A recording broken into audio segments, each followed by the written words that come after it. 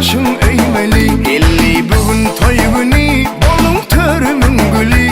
Bollu cigilerim em bugün gör gelmeceli.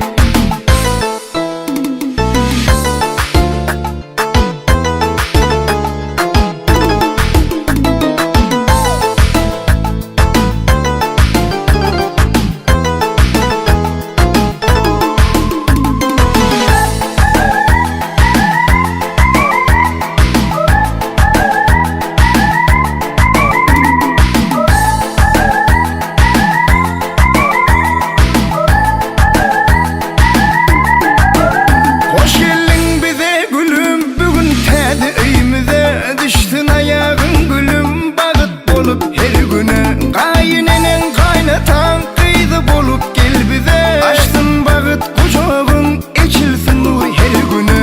Gel bugün toy günü bollum törümün gülü. Ne deyip görürün seni amadan başın öymeli. Gel bugün toy günü bollum törümün gülü. Bollu cigilerim em bugün gör gelmeceli.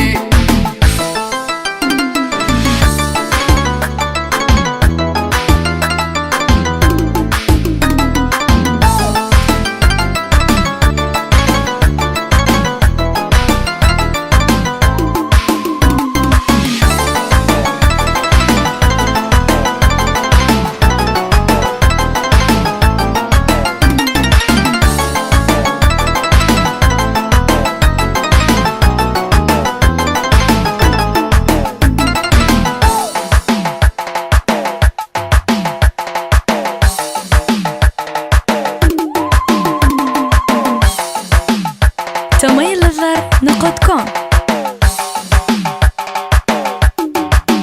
El bugün toy günü, bollum törümün gülü.